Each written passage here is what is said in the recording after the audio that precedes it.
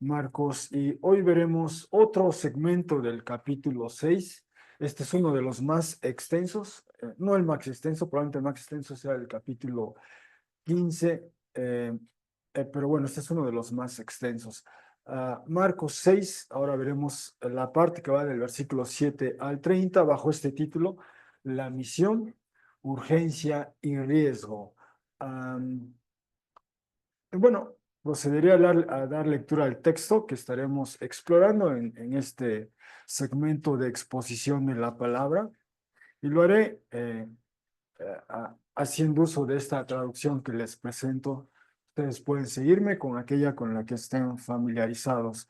Así que es Marcos capítulo 6, eh, perdón, Marcos, sí, Marcos capítulo 6, versículo 7 hasta el 30. Así que comienzo Marcos 6, 7. Marcos 6, 7. Y llamó hacia sí mismo a los 12 y comenzó a ellos a enviar de dos en dos y daba a ellos autoridad sobre los espíritus impuros. Y dio órdenes a ellos para que ninguna, y ahí el texto lee, ninguna tomen consigo para el camino, excepto una sola vara o cayado, ningún pan, ninguna bolsa de cuero para víveres, nada para el cinturón metálico o el cinturón del dinero. Al contrario, atándose por debajo unas sandalias y no se pusieran dos túnicas. 6:10.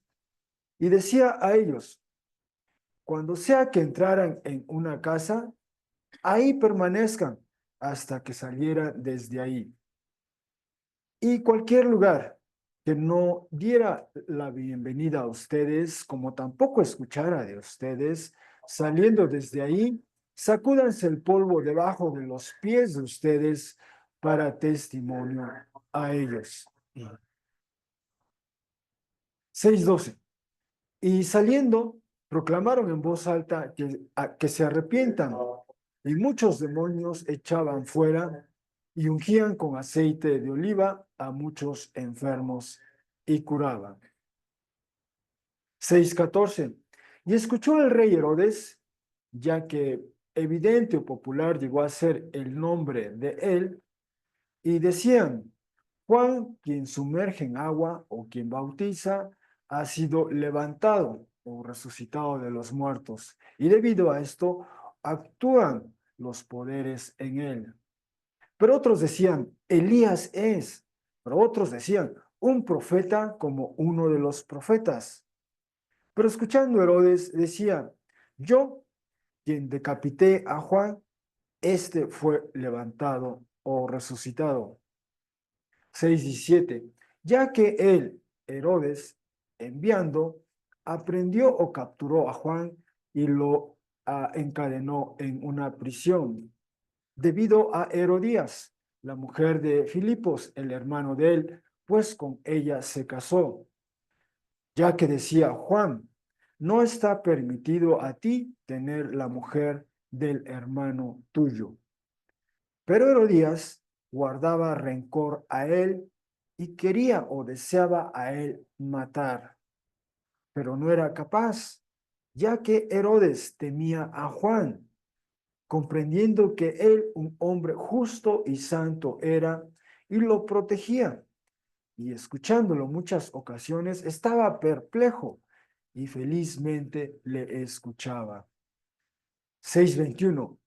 Y sucediendo un día oportuno, cuando Herodes, por los cumpleaños de él, un banquete hizo para los cortesanos de él, los tribunos romanos y los prominentes de la región de Galilea, y entrando la hija de él, Herodías, y danzando, complació a Herodes y a quienes se reclinaban juntos para comer. Dijo el rey a la muchacha, pídeme lo que quieras y la daré a ti. Y juró a ella reiteradas ocasiones, cualquier cosa que a mí pidieras, daré a ti, incluso la mitad del reino mío. 6:24. Y saliendo, dijo a la madre de ella, ¿qué pidiera? Pero ella dijo, la cabeza de Juan, quien bautiza. Y entrando inmediatamente con prisa hacia el rey, pidió diciendo, quiero que ahora mismo dieras a mí en una bandeja o tablón la cabeza de Juan el Bautista. Y profundamente afligido, llegando a estar el rey, debido a los juramentos y a quienes estaban reclinados para comer, no quiso rechazar o ignorar a ella. E inmediatamente envió el rey a un ejecutor o a un verdugo, y comandó u ordenó con autoridad traer la cabeza de él. Y marchándose, lo decapitó en la prisión y trajo la cabeza de él en una bandeja y la dio a la muchacha. Y la muchacha la dio a la madre de ella. Y escuchando los discípulos de él, fueron y levantaron y acarrearon el cadáver de él y lo colocaron en una tumba. 6:30. Y se reúnen los apóstoles ante Jesús e informaron a él todas, tantas como hicieron y tantas como enseñaron. Bueno, hasta aquí nuestra lectura. Un texto difícil, ¿eh? Difícil por el tema que aborda. Ah, y a propósito de ello, de lo difícil, lo riesgoso de la misión, hace unos días se dio, o bueno, salió a la luz la edición del 2025 de la así llamada Lista Mundial de la Persecución. Año tras año, este ministerio, particularmente Puertas Abiertas, publica su así llamada Lista Mundial de la Persecución, y esta es su edición en español y viene con este subtítulo, Los países más peligrosos del mundo para los cristianos. Así que repito esto, hace unos días se publicó la edición en español, o la oficina en español tiene su sede en Sevilla, España. Ah, bueno, igual es tradicional en este informe o en esta lista presentar un mapa del mundo, y ahí destacar ese índice de los que así llamados países más peligrosos, ¿no? Y de hecho, la intensidad del color, digamos, si se alcanza a apreciar el color más intenso, el rojo más intenso a naranja o tonos más claros, indica el nivel de persecución, un nivel alto, muy alto o extremo, ¿va? O sea, lo más intenso el color, si se alcanza a apreciar, el color más intenso, digamos, es aquí yo diría el color hormiga, por así decirlo, es el más extremo, después muy alto y alto. Así que en esta lista, digamos, los primeros 10 países que encabezan esta lista es Corea del Norte. Esto ahí, bueno, se alcanza a ver por allí el número, si es que se alcanza a ver el número uno, ahí colindando, bueno, con Corea, con China, ¿verdad? Ahí está, Corea del Norte, después en África, bueno, sigue el país de Somalia, Yemen, Libia, Sudán, Eritrea, Nigeria, ah, todos ellos,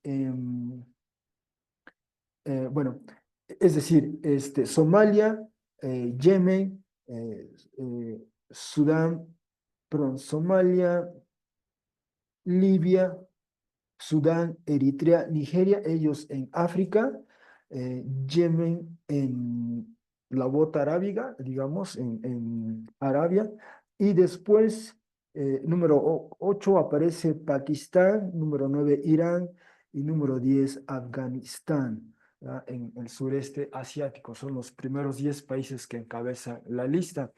Y quizá estoy tratando de recordar en qué presentación. Me refería a esto, a la famosa ventana 1040, que se utiliza mucho en el argot, o en el lenguaje de los misioneros. Es esa zona del norte de África, como se aprecia aquí, norte de África, Medio Oriente y sureste asiático, ¿verdad? Ese es un gran desafío a nivel global para la Iglesia, debido a la presencia de regímenes musulmanes o autoritarios, ¿no? Y su inclinación a ser hostiles hacia la fe en Jesús, hacia quienes creen en Jesús, a quienes abrazan y viven la fe en Jesús.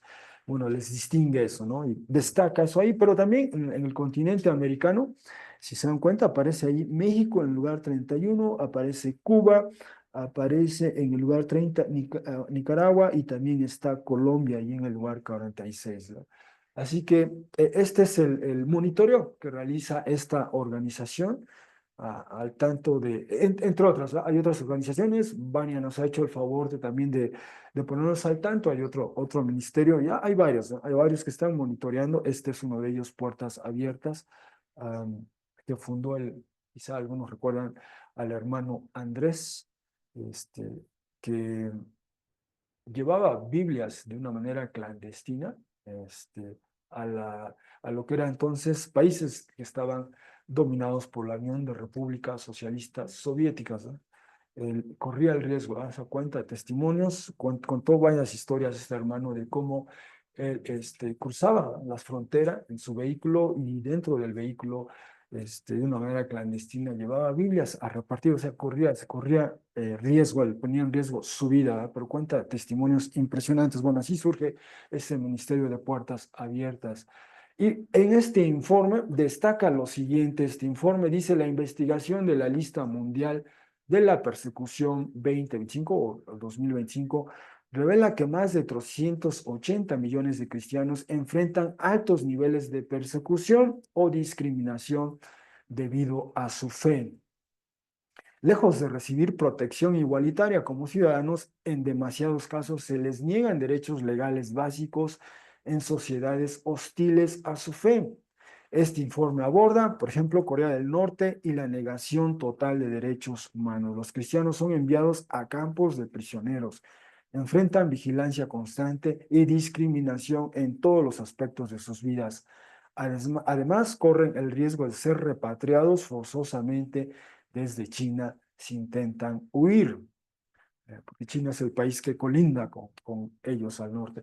El creciente autoritarismo en Asia Central. El año pasado se denunciaron varios incidentes de violencia contra cristianos en países de esta región, además de una excesiva vigilancia estatal y restricciones a las reuniones cristianas.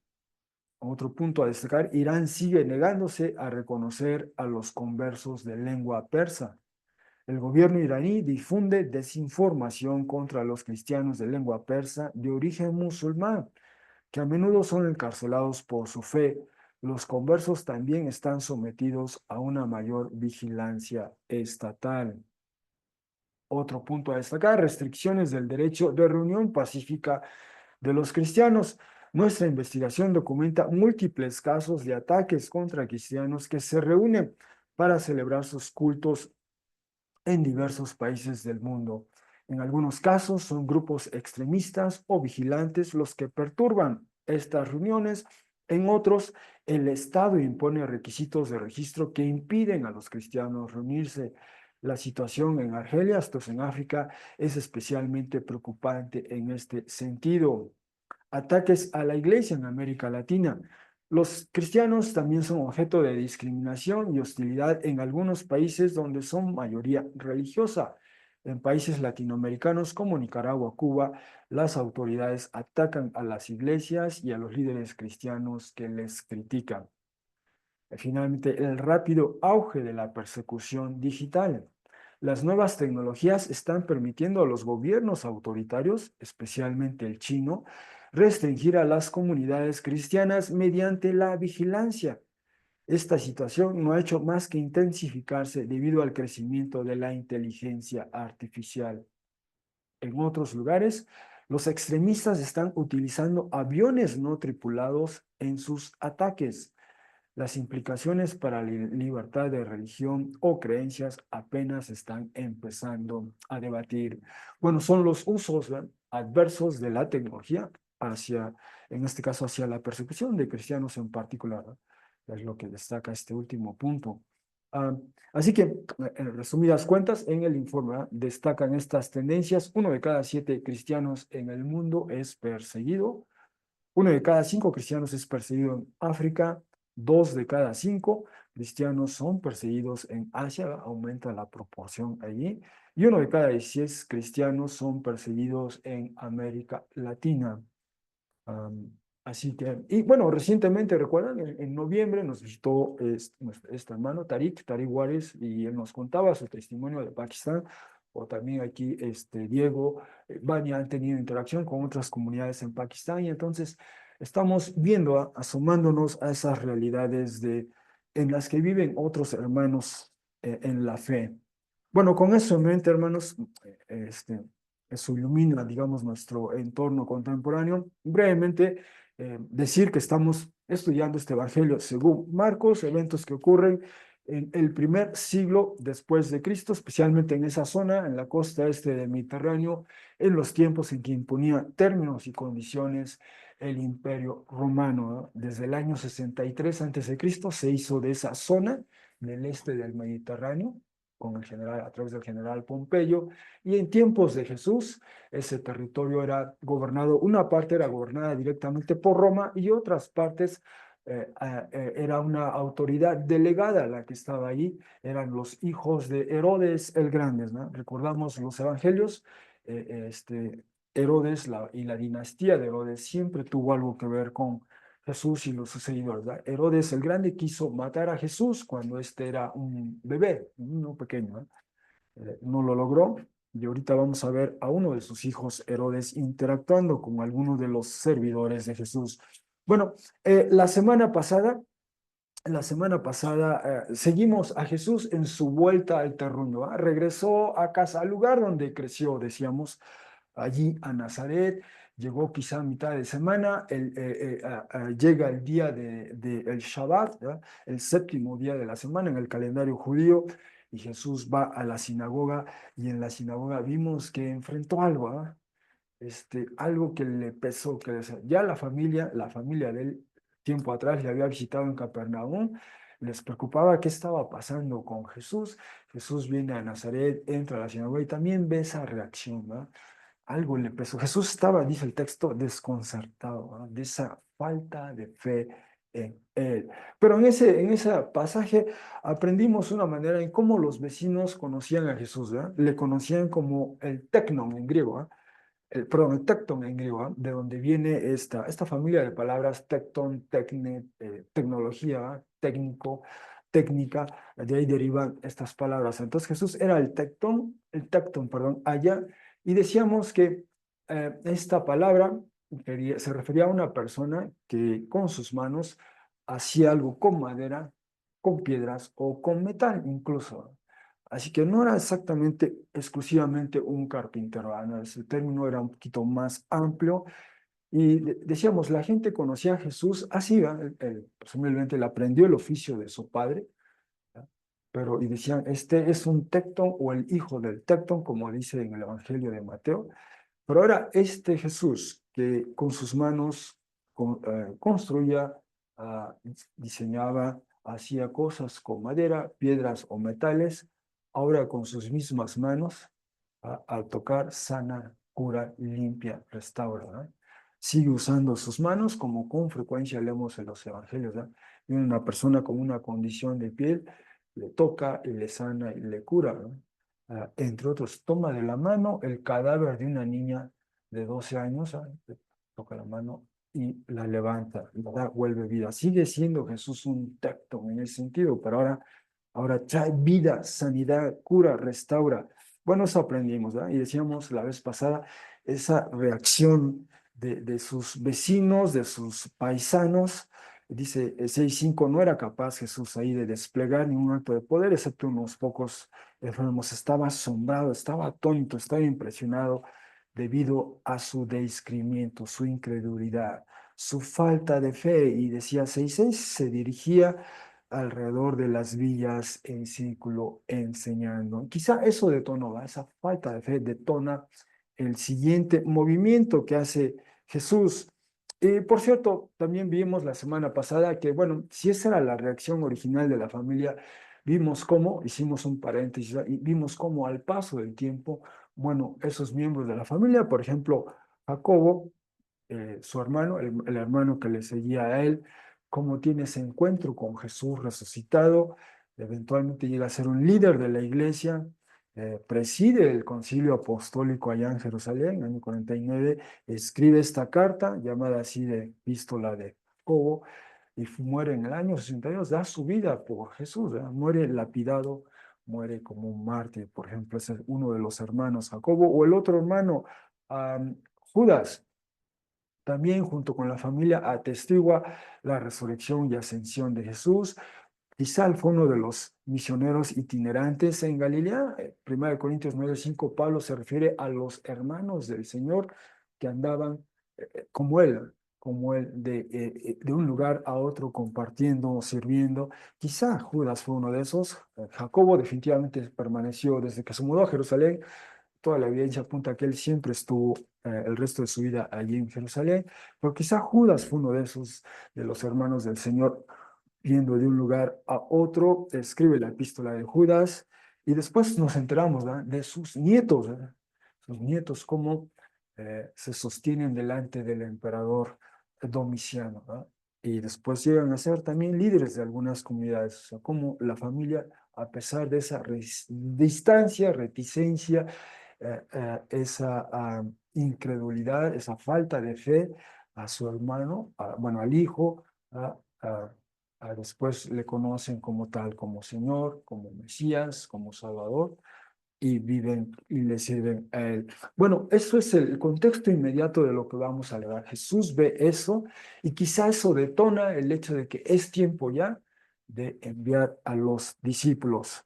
Pero antes de ello, quiero reiterar nuevamente, acabamos de leer este texto y quizá nos percatamos nuevamente de esto que ya nos es familiar, este dispositivo, esta técnica literaria en el Evangelio según Marcos, ¿verdad? Lo que hemos llamado el sándwich marcano. De nueva cuenta, en este pasaje vemos dos relatos entrelazados, dos historias que tienen un vínculo, ¿no?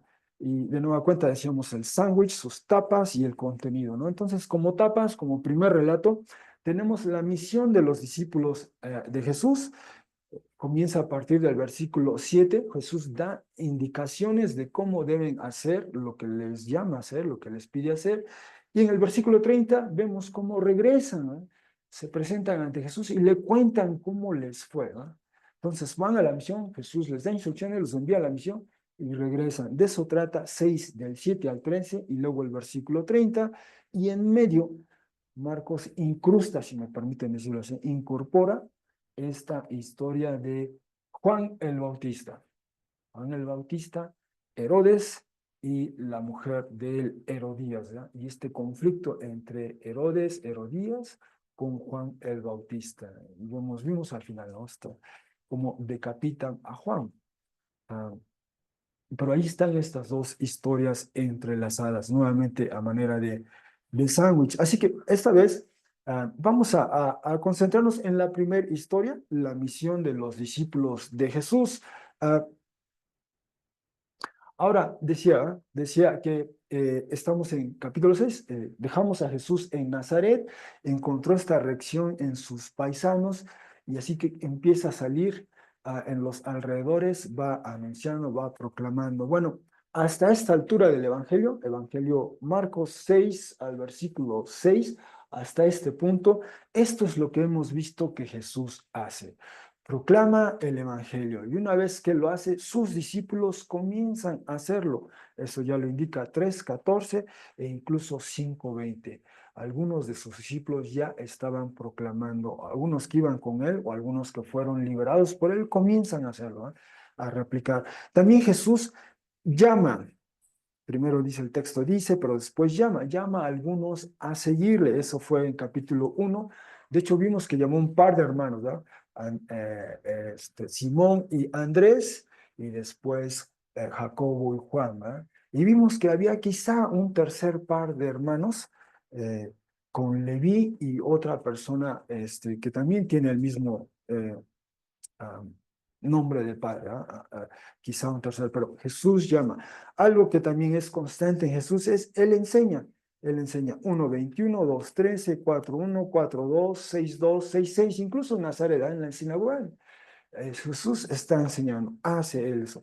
Pero también otra cosa que Jesús hace es echar fuera espíritus impuros, 1:25, 5:8, o también expulsa demonios, 1:34, 1:39 y 3:15. Autoriza a sus discípulos también a hacer eso. ¿Qué otra cosa hace Jesús? Jesús cura o sana a personas con una variedad de enfermedades. Lo vimos en 1:34, en 3:2, 3:10, 6:5, incluso también Jesús limpia o purifica. En este caso era una persona con esta condición en su piel, este, que le impedía estar, que colocaba en esa situación de impureza ritual, ¿verdad? Era esa persona que a veces se refiere a eso como padeciendo de esta lepra, pero algo similar vimos en una mujer que también dado ese flujo de sangre continuo, la colocaba en esa situación o esa categoría de impureza. Y Jesús limpia, purifica. También vimos que Jesús reprende y silencia el mar. Reprende el viento, silencia el mar. Y decía, en su momento vimos, estas son prerrogativas que solo Yahvé, el Creador, ejerce en el Antiguo Testamento. Vimos hace un par de domingos cómo poder sale de él para sanar. Esto es algo peculiar que vimos cuando esta mujer, con lo poco que sabía de él, se acerca a Jesús, lo toca y queda sanada. Poder salió de él. Y también la semana, bueno, hace 2 semanas también vimos algo singular. O sea, Jesús nos ha llevado de un evento a otro, cada vez es más grande, más complejo, más exigente, y llegamos al punto donde incluso Él está delante del cadáver de una niña de 12 años, toma, toma su mano y hace que vuelva a vivir esa niña, ¿verdad? Jesús va más allá de lo que habíamos visto. Bueno, todo esto ha hecho Jesús. Así que en algún momento en capítulo 1 Jesús llamó a algunos, en capítulo 3 llama a otros más y conforma un círculo de 12, particularmente 12 discípulos. Hay más discípulos, hay más de 12. Llama a 12 en particular, dice el texto, para estar con él. Pero esa visita al terruño hace que Jesús avance en su agenda, digamos, ¿no? Y es tiempo de que estos que Él ha llamado y que han estado con Él, es tiempo de ahora de hacer lo que Él ha estado haciendo. Y de eso trata este pasaje, ¿verdad? Digo, hemos visto a Jesús en Capernaum, ha ido a territorio no judío, ha estado en Nazaret, pero ha llegado el momento en que llama a estos 12, ¿eh? Que en principio era estar con él, nos dice en capítulo 3 vimos eso, en 3:14 dice, los llama para estar con él. Antes primero los llama para estar con él, ya han estado con él, ya han estado acompañando, y ahora es tiempo de que salgan ellos. ¿Y qué van a hacer? Pues ni más ni menos que lo que Jesús ha estado haciendo, ¿eh? No les pide más, pero tampoco les pide menos. Así que los envía a ellos. Literalmente en el versículo 6-7 dice, comenzó a ellos a enviar, y si una traducción literal diría, a enviar dos, dos. Nada más dice así el texto, ¿verdad? Entonces uno como que tiene que refrasear al traducir y entonces ir a enviar de dos en dos, pero eso, envía a Jesús parejas, ¿verdad? Dos discípulos para acá. Entonces envió seis, hubo seis parejas, ¿verdad? Dos, van de dos en dos, los 12. Ah, y bueno, ese es un principio que queda ahí de aquí en adelante, ¿verdad? La misión no es a un proyecto individual. Alguien envía y alguien acompaña. Y así lo vemos, ¿verdad? E incluso, bueno, cuando cantamos ese canto, te recuerda a Hechos 13 particularmente, llama al Espíritu. Está la iglesia en Antioquía, tiene un equipo de liderazgo, menciona 5 personas en el liderazgo, en el ministerio, en servicio a la iglesia, está la iglesia de Antioquía. El Espíritu llama a 2 de ellos, llama a bueno, a Pablo y a Bernabé, y van los dos, ¿verdad? Pero es el Espíritu que los llama a ellos, la iglesia los envía, la iglesia está al tanto de ellos, después ellos regresan a Antioquía, y ese es el principio, ¿verdad? La misión nunca es un proyecto individual, ¿verdad? Siempre, desde luego, el Señor envía por medio del Espíritu. Hay una comunidad, en este caso Jesús es el que envía, pero posteriormente es la iglesia la que está detrás, ¿eh? Acompañando, respaldando a estas personas que el Espíritu llama a la misión. Bueno, aquí Jesús llama a estos 12 que han estado con él y llegó el tiempo, el momento. ¿Qué detonó eso? Decía posiblemente eso, ¿eh? Esta reacción que Jesús ve en sus vecinos quizá detona. Es momento de lanzar a los 12 en esa zona de Galilea, presumiblemente, ¿verdad?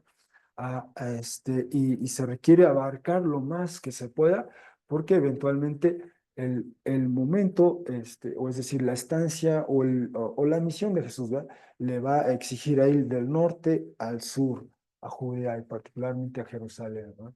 Así que el tiempo apremia, el tiempo de Jesús, quiero decir, el tiempo apremia, así que manda a estos dos y dice, daba a ellos autoridad sobre los espíritus impuros, ¿verdad? Eso es lo que él hizo.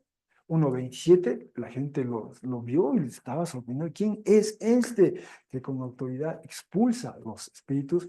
Y después él mismo, cuando llama a los 12 en capítulo 3, el 3:15 dice que él les da autoridad. Quiere que también ellos, como él, tengan esa autoridad para sobre los espíritus impuros, ¿verdad? Para expulsarlos, para echarlos, para que estas personas disminuidas, dominadas, controladas por estos espíritus inmundos, sean liberadas de ellos, ¿verdad? Ese es lo primero que indica aquí el texto. Además dice, dio órdenes a ellos para que, dice, ninguna tomen consigo para el camino o trayecto. El texto en griego, la manera en que está redactado, el ide, no dice ninguna que, no precisa ninguna que, excepto dice una sola vara, ¿verdad? Bueno, esto nos recuerda si hay un momento en la historia del pueblo de Dios donde también había que salir con cierta urgencia y además ser lo más ligeros posibles, es justamente Éxodo 2, ¿verdad?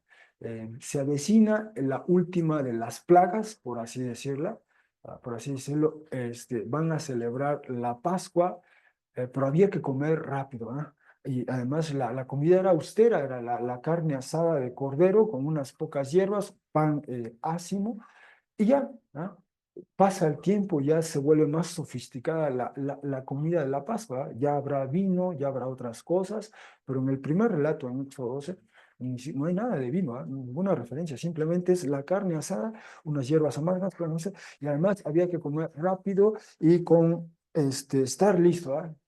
Había que tener ya listos vestidos porque tan pronto se comía y ocurría ese evento, había que salir, había que dejar Egipto. Algo así recuerda a Boca esto. Pero aquí dice el texto, Jesús les indica a sus discípulos, no, ninguna tomen para el camino, excepto una sola vara o callado, ningún pan, ninguna bolsa de cuero para víveres, o sea, ninguna mochila, como diríamos nosotros, ¿eh?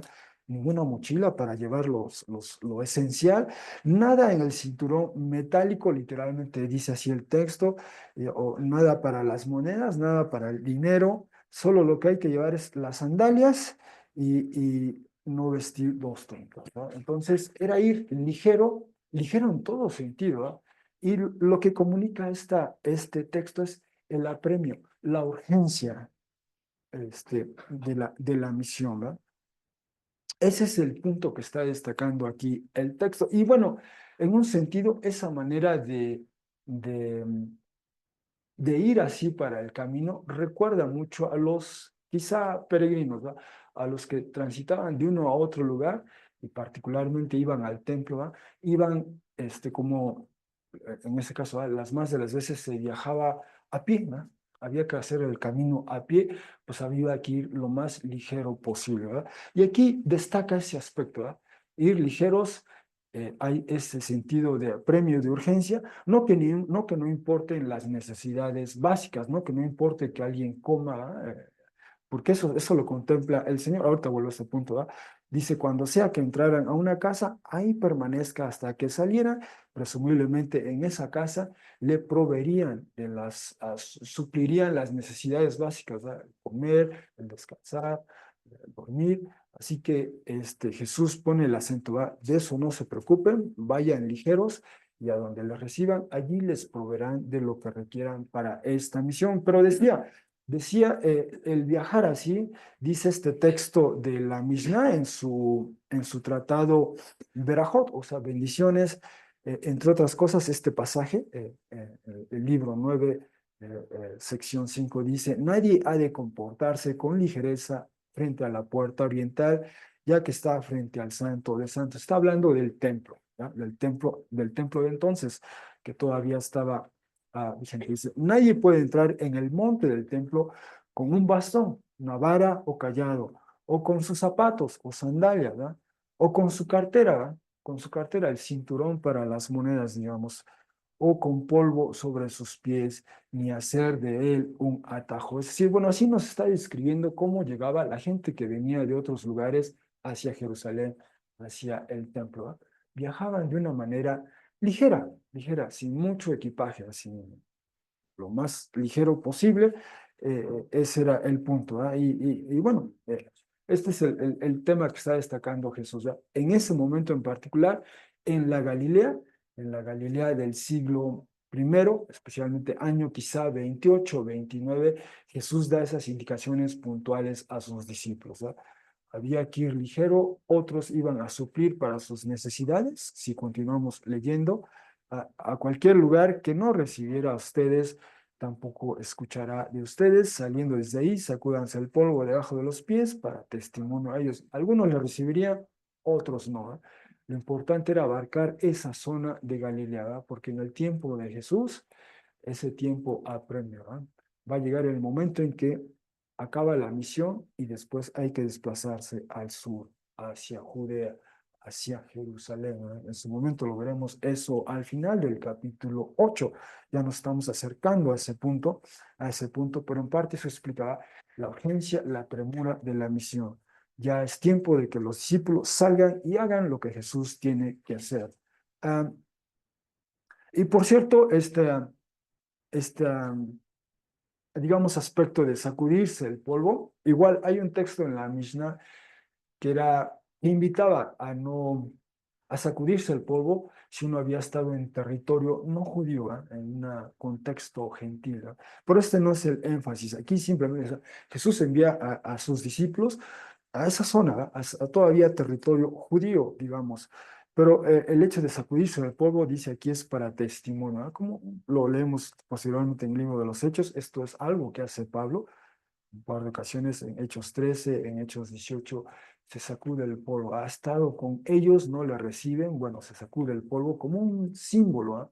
Una señal de que estuvo con ellos, compartió el Evangelio, no le aceptaron, le rechazaron y él tiene que avanzar, tiene que continuar con la misión. Ese es el aspecto que está destacando aquí Jesús.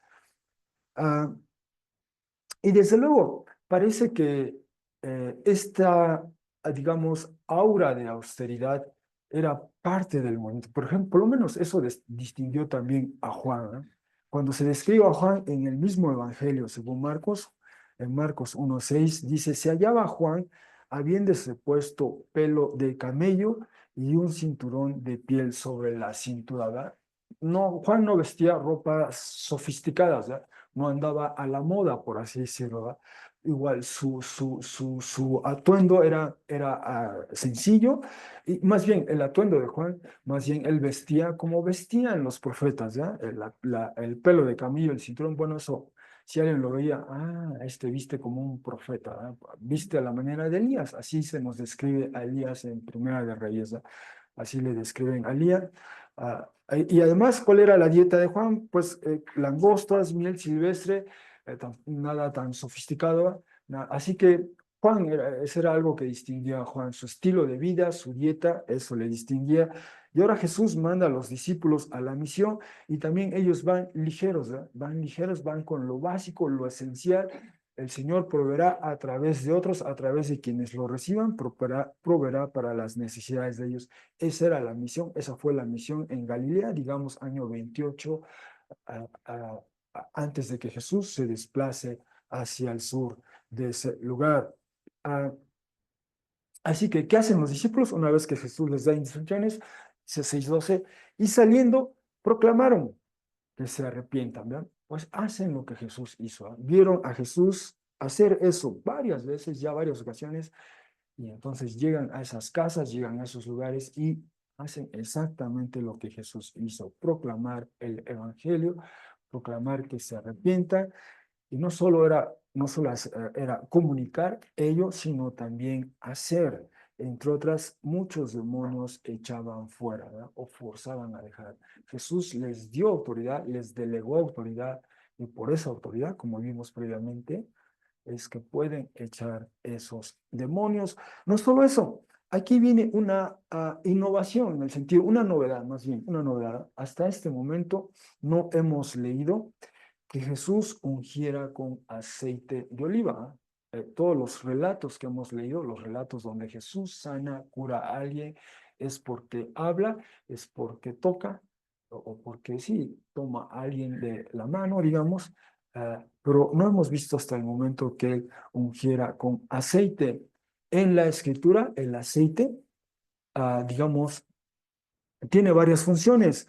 Por ejemplo, en algunos textos, especialmente textos proféticos como Isaías 1:6, por destacar alguno, destacan el rol curativo del aceite, ¿verdad? Sanar, curar, quizá paliar alguna herida, como quizá recordamos ese episodio que Jesús cuenta, la así llamada la historia del buen samaritano, la parábola del buen samaritano, en Lucas 10:34. Lo primero que hace es con aceite, y también dice que usa vino, ¿verdad?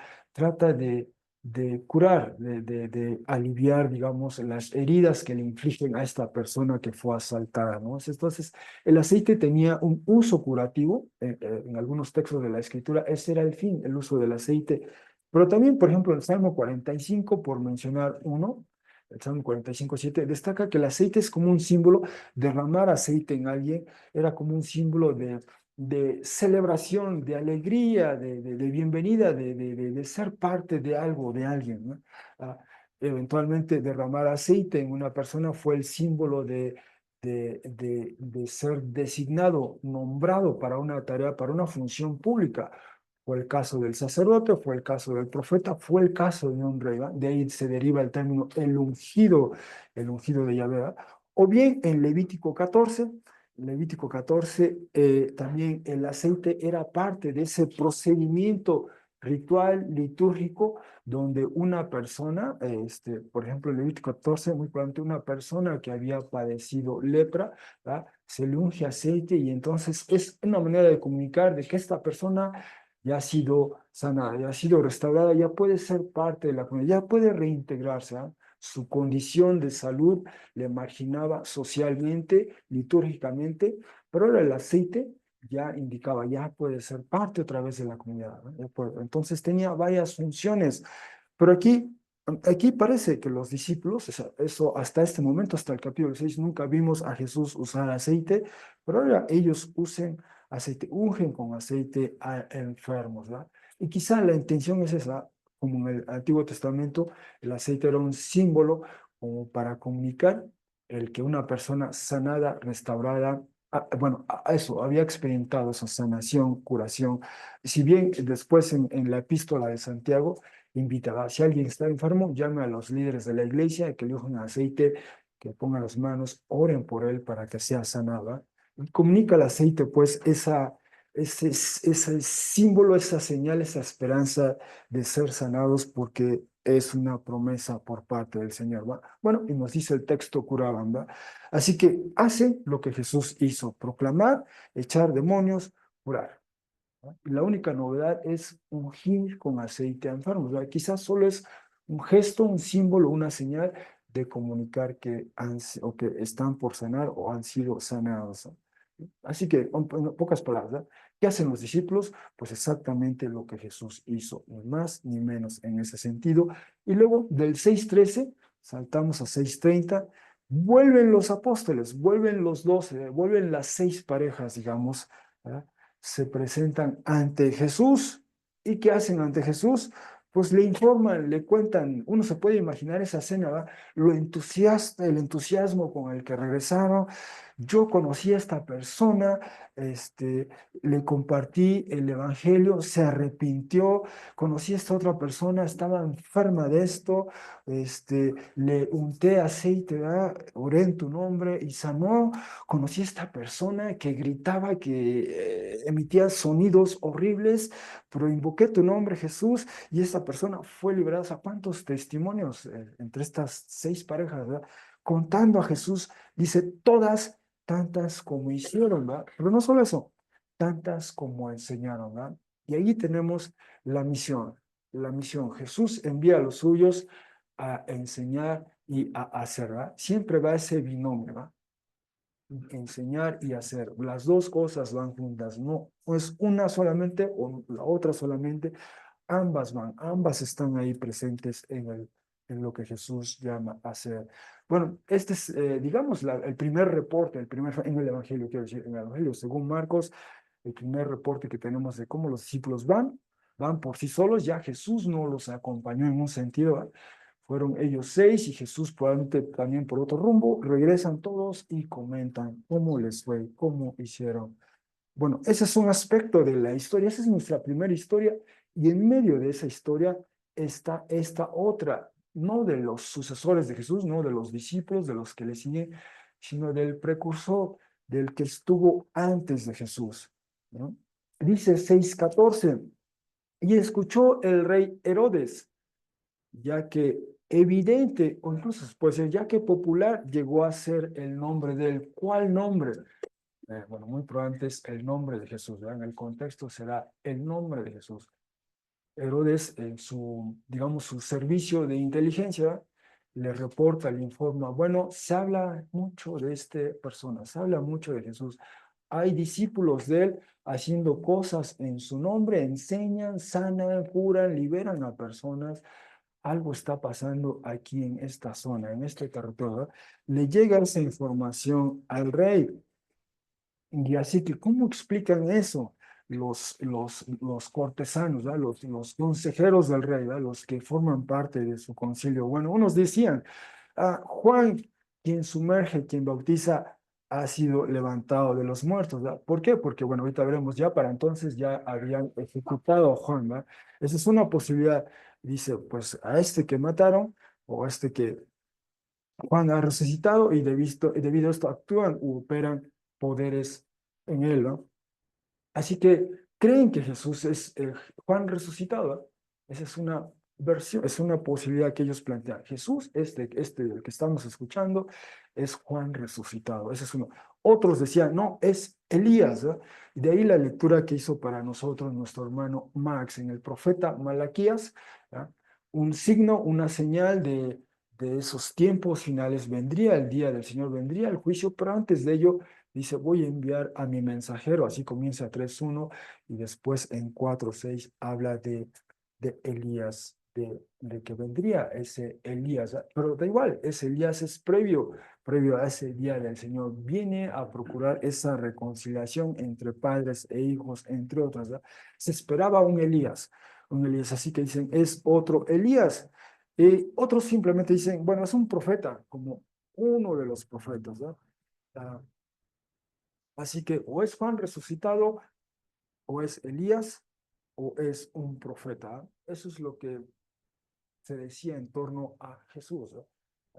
¿Y qué dice el rey? Después de escucharlos a ellos, dice, escuchando, yo, quien decapité a Juan, ¿no? Ya, no, veremos nuevamente, él da la orden, ¿no? Yo, quien decapité, este fue levantado o resucitado. No era inusual. En los judíos había esta expectativa, esta esperanza en la resurrección en el día final. Creían en la resurrección, la diferencia era en tiempo. ¿Cuándo va a ocurrir la resurrección? En la era por venir. En la era por venir es cuando eso iba a ocurrir y aquí Herodes asume eso. Bueno, esta persona de la que ustedes me están hablando, en realidad él concluyó esto, es Juan resucitado, es Juan resucitado. Bueno, ya hemos visto a Juan, pero además en Marcos 1:14 vimos, ¿verdad? Nos deja en suspenso Marcos 1:14. Ahora bien, después de ser entregado a Juan, vino Jesús a la región de Galilea, proclamando en voz alta el Evangelio de Dios y diciendo, se ha cumplido el tiempo, se ha aproximado o se ha acercado el reino de Dios, arrepiéntanse y crean en el Evangelio. Bueno, esto que leímos, esto es lo que estaban haciendo ahora los discípulos de Jesús. Pero el punto fue este, cuando entra Jesús en escena, por así decirlo, después de ser entregado Juan. Vimos este encuentro de Jesús y Juan en el sur, allí en la zona de Judea, digamos, cerca de los alrededores del Jordán. Después Jesús, este es para él el indicador, esto marca la pauta para él. Juan ha sido entregado, ha sido arrestado, ha sido aprendido. Entonces Jesús se desplaza del sur al norte y llega a la zona de Capernaum y comienza su ministerio. Es lo que hemos estado siguiendo. Y decíamos en 1:14, nos quedamos en suspenso. ¿Qué le pasó a Juan? ¿Qué quiere decir eso de ser entregado, después de ser entregado? Pues ahora nos lo explica Marcos, justamente en este contexto. Y quería decir, no era inusual entre los judíos de la época, o incluso siglos atrás, abrigar esta expectativa, esta esperanza en la resurrección de los muertos. Por ejemplo, este texto de Segunda de Macabeos, que registra eventos que ocurren en el año, digamos, ah, en el segundo siglo antes de Cristo, año 140, 167 al 164 más o menos, por lo menos esa parte, habla de cómo esta familia fue torturada por los soldados del rey adverso al pueblo judío.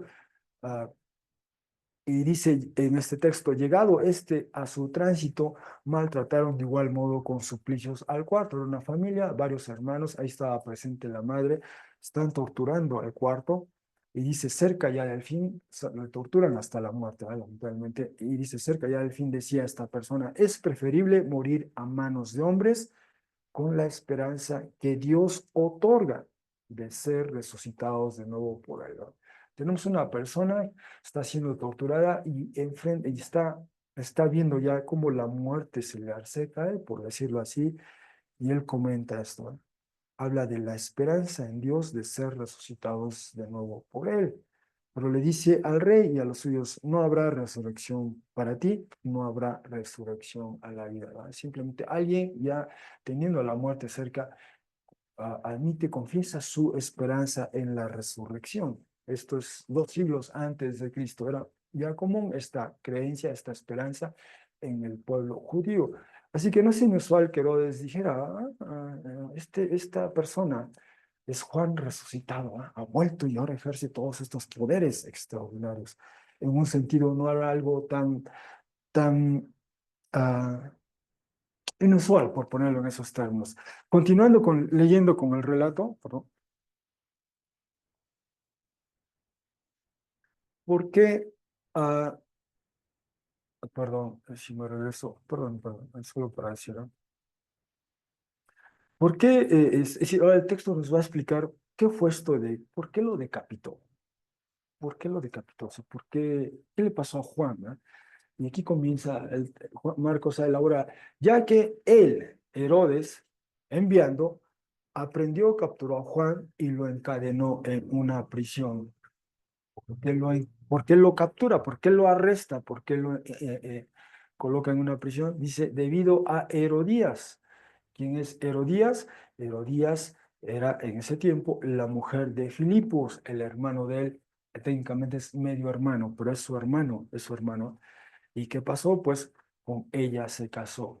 Así que Herodías estaba casada con Filipos y de alguna manera Herodes ahora se casa con ella, hace de ella su esposa. 6:18, ya que decía Juan, no está permitido a ti o no está autorizado a ti, Herodes, rey Herodes, tener la mujer del hermano tuyo.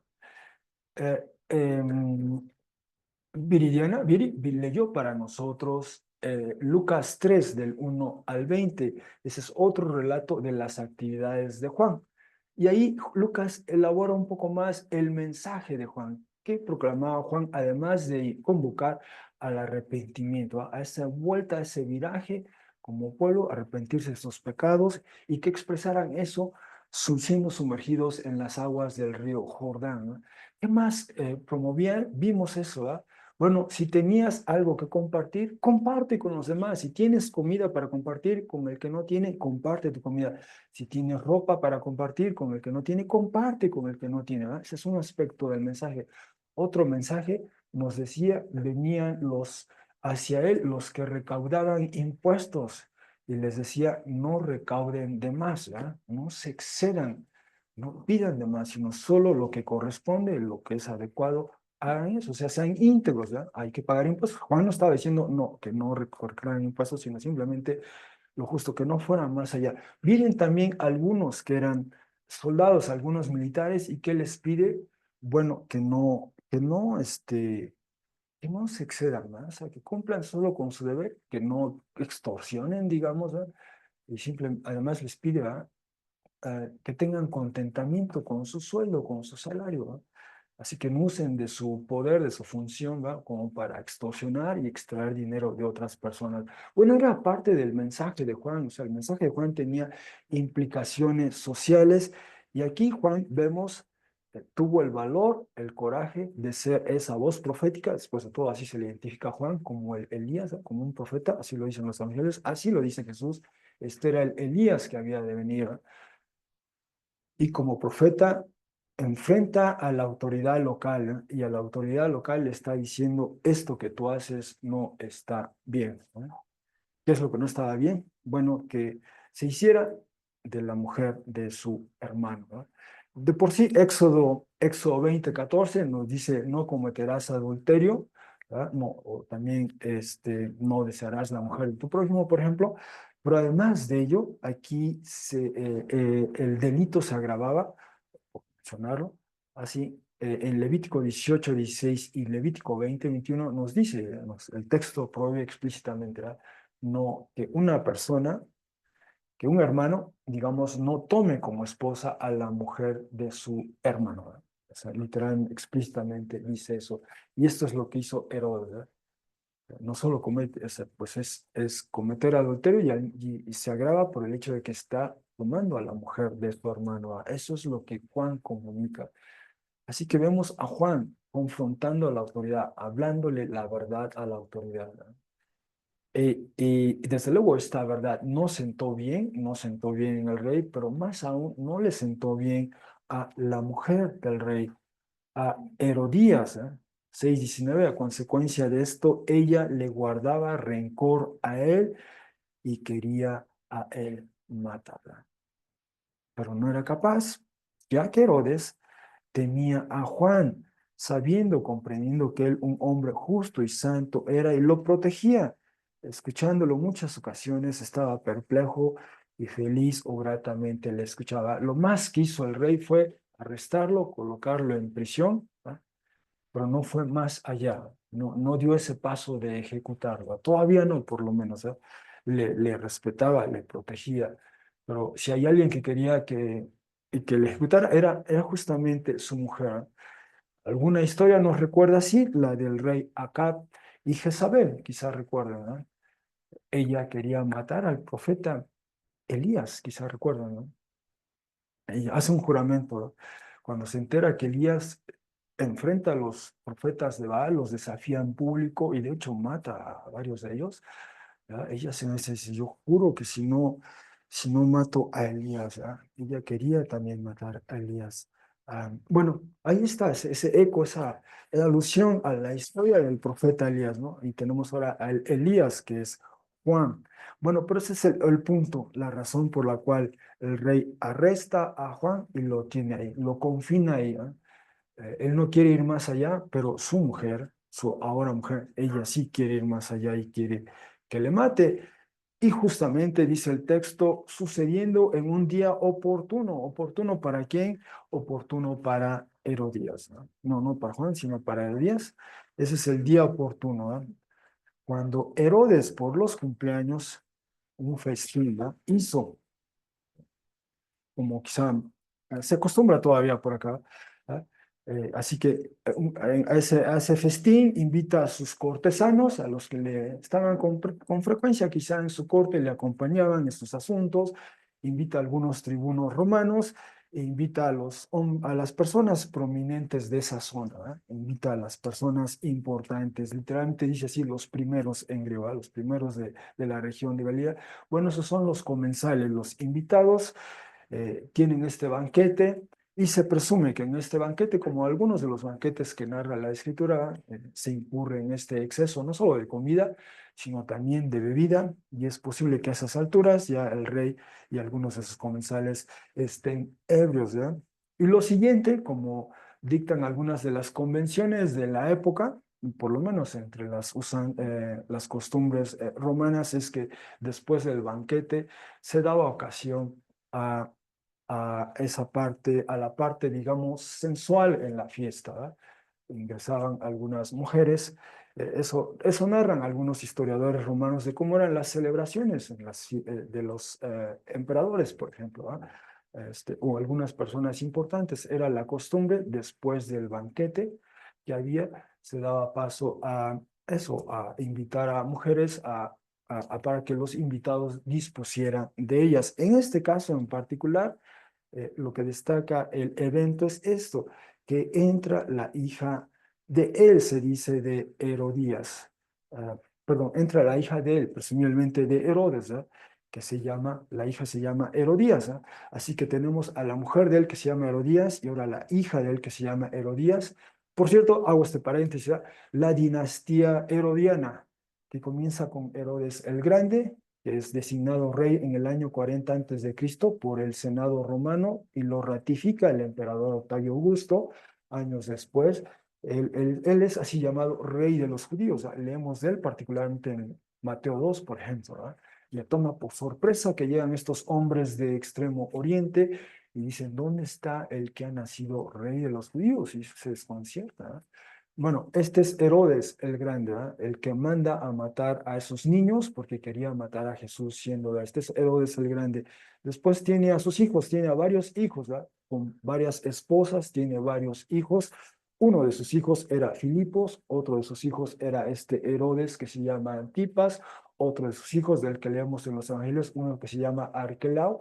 Tiene varios hijos, tiene varios hijos. Y después nos habla el Nuevo Testamento de los nietos de él, el Herodes que leemos, o Herodes Agripa que leemos en Hechos 12, ya es un nieto de este Herodes el Grande.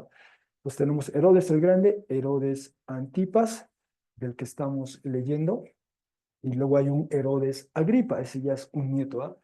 Pero ¿qué hay en común con ellos? Herodes Grande quiso matar a Jesús, este Herodes decapita a Juan, Herodes Agripa mata al apóstol Jacobo, es decir, el hermano del apóstol Juan, y quería matar al apóstol Pedro, eso en Hechos 12, ¿verdad? Entonces siempre hubo esa rivalidad, si me permiten decirlo así, entre la dinastía herodiana y el movimiento de Jesús.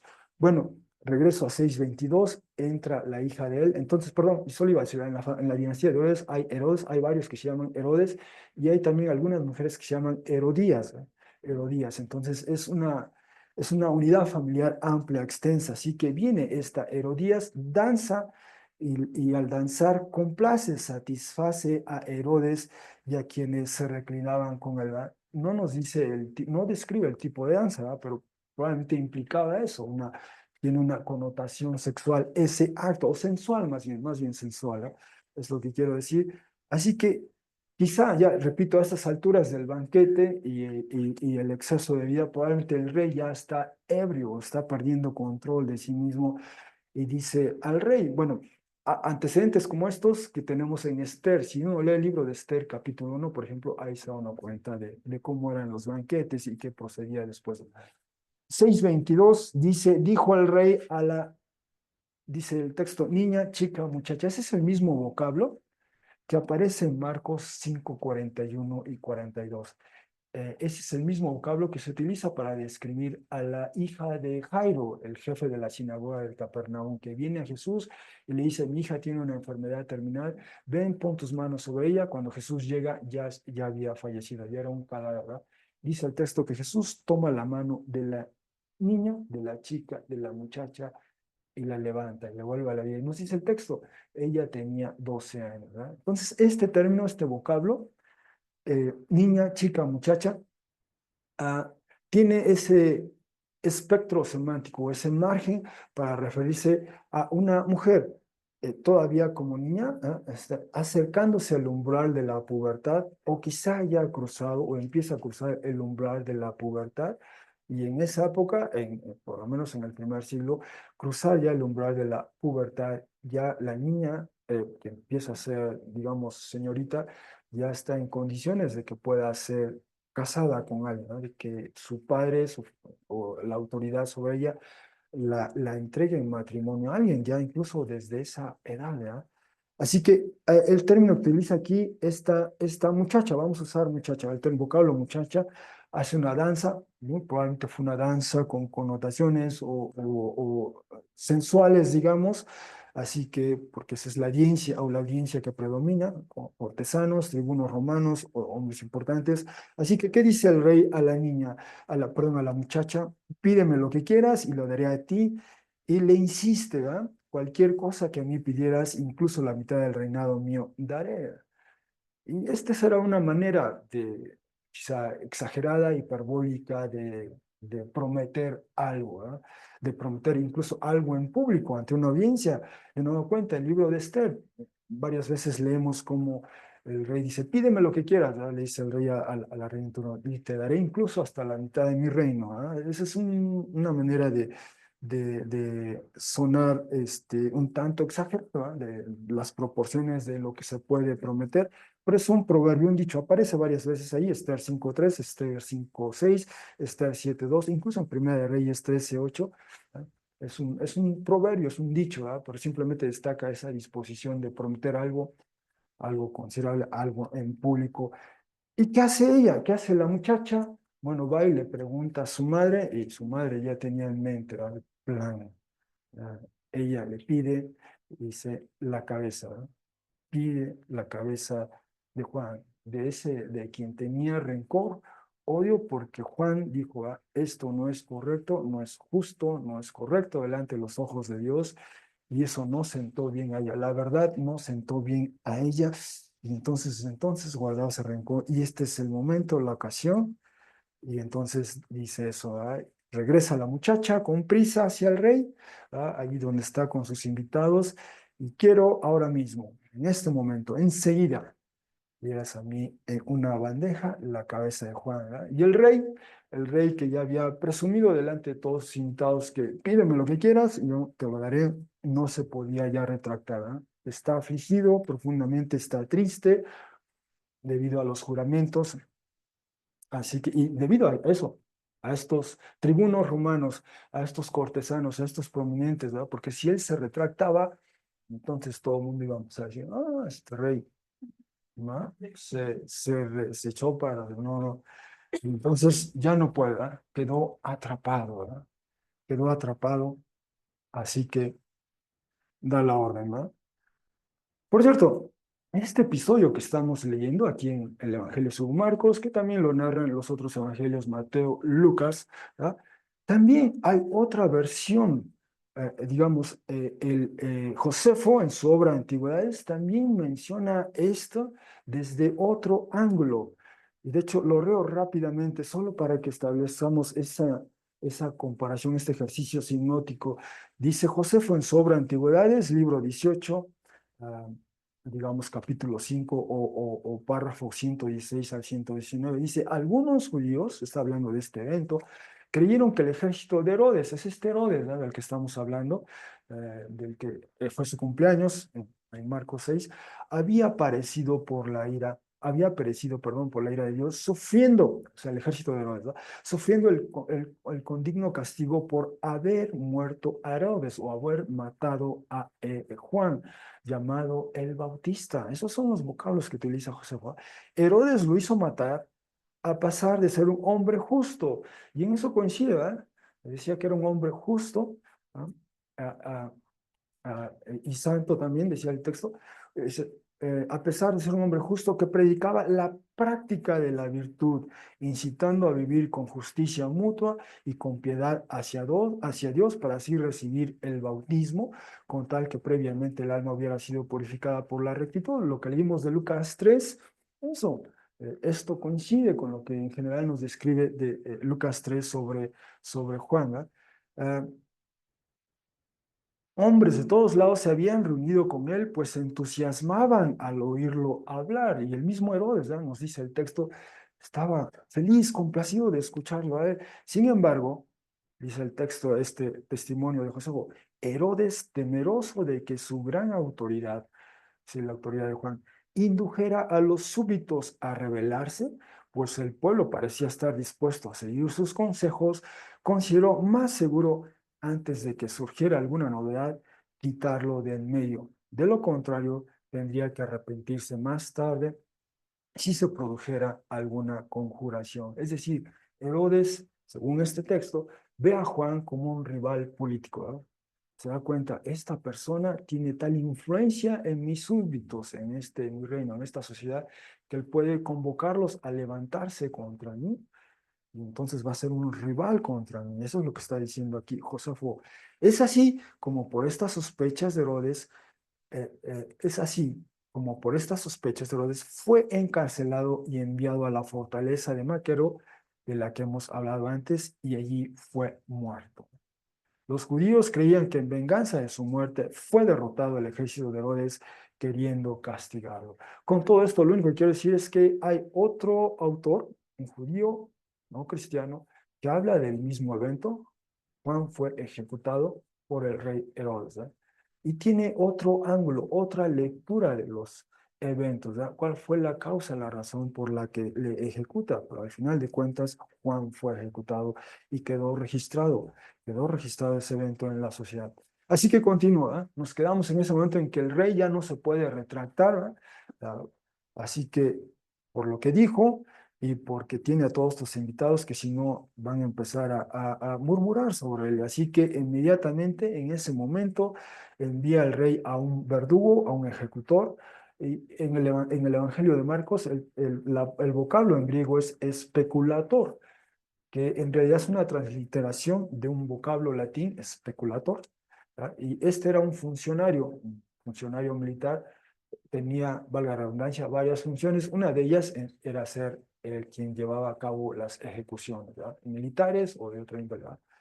Pero así que ordena o comanda con autoridad traer la cabeza. Esta persona, este verdugo, este ejecutor, parte, va hacia donde está Juan en esa prisión, lo decapita ahí y trae la cabeza, ¿eh? Y luego imagínense traer la cabeza en una charola en esta fiesta de cumpleaños y se la entrega a la muchacha, ¿eh? O sea, es un tanto macabra la escena, por decir lo menos, ¿verdad? Y luego la muchacha se la da a la madre. ¿Qué hizo la madre con esa cabeza? No dice el texto, pero lo que sí dice es que los discípulos de Juan tenía también su grupo de discípulos, ¿verdad? Ellos cuando se enteran, vienen a donde está él en prisión, ¿verdad? Y levantan, acarrean el cadáver de él y lo colocan en una tumba. Y el vocablo de tumba es el mismo que ocurre en 5.2, ¿eh? ¿Y qué es en 5.2? ¿Se acuerdan donde vivía esta persona dominada por esta legión de espíritus inmundos? Él vivía entre las tumbas, entre los sepulcros, ¿no? Pero esa es la historia, esta es la historia de Juan, de alguien que Dios llama a ser precursor de Jesús, a preparar el camino, como leímos en el texto de Malaquías 3, envío a mi mensajero, va a preparar el camino. Él lo hizo, él fue fiel a este llamado y Dios le llama también a confrontar a la autoridad local y esto le costó a él su vida, ¿verdad? Pero fue fiel a esa misión, a esa palabra, a esa orden del Señor. Y así concluye Juan, pero ahora le recordamos, ¿no? Así que en conclusión, Marco nos presenta otro sándwich, un par de historias entrelazadas. Esta vez las dos historias tienen que ver con la misión y destaca varios aspectos de la misión a la que Jesús nos llama. Por un lado, tenemos a los sucesores de Jesús, es decir, a los discípulos de él, a los que van tras de él, ¿no? A los que primero llamó para estar con él y dadas las circunstancias que ve Jesús, dice, es tiempo, ¿no? Es tiempo de que salgan ahora ustedes, van en parejas, ¿no?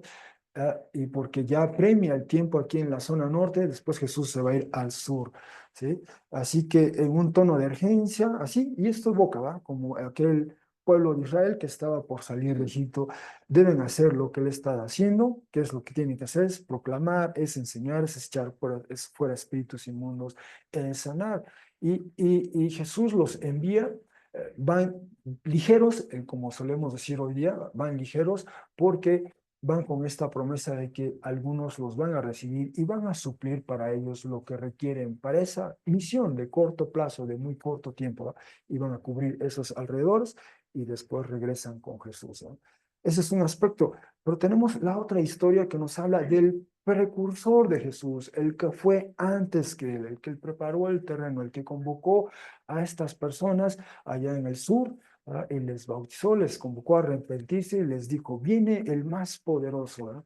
del que no soy digno de desatar. O sea, Él los va a bautizar en Espíritu Santo. Yo los bauticé en agua, Él los va a sumergir en el Espíritu Santo. ¿Ah? Y cuando le aprenden, le arrestan, entonces Jesús entra en escena. Bueno, este precursor fue fiel a lo que Dios le llamó a hacer, ¿ah? Y esa fidelidad le costó a él por confrontar, por eso, por ser la voz profética ante la autoridad local, y eso devino en que fuese ejecutado por él, por esta autoridad. Así que algunas de las implicaciones del texto que vimos hoy, bueno, en esencia, Jesús pide a sus discípulos hacer lo que él hizo. ¿Eh? No les pidió más ni menos. Es lo que él hizo, pide que eso hagan. Entonces, como ahora, la pregunta es, ¿cómo hacemos eso nosotros hoy? O incluso antes que ello, hemos recibido el llamado de Jesús a seguirle. Jesús primero llama, antes que todo, Él llama, nos pide a pasar un tiempo con Él y llega el momento en que Jesús en el Evangelio determina, ya es tiempo de que ahora vayan ustedes. ¿Verdad? Bueno, pero antes de ello, antes de que nos envíe Jesús, primero es, ya le hemos atendido su llamado. Y finalmente, hablar la verdad a la autoridad local fue también parte de la misión de Juan, el precursor de Jesús como comunidad, ¿no? Sí, como iglesia en general, incluso la iglesia en México o en el mundo, ¿cómo ejercemos esa función profética hoy día en la actual coyuntura ante los desafíos que vemos, que presentamos? ¿Cómo hablamos a nuestras autoridades, ¿no? Y decimos la verdad? Y llamamos su atención a lo que no está bien de lo que ellos estén haciendo. ¿No? Bueno, eso es algo a considerar, quizá considerar en nuestra oración. Y cedo la palabra ahora a quien corresponde.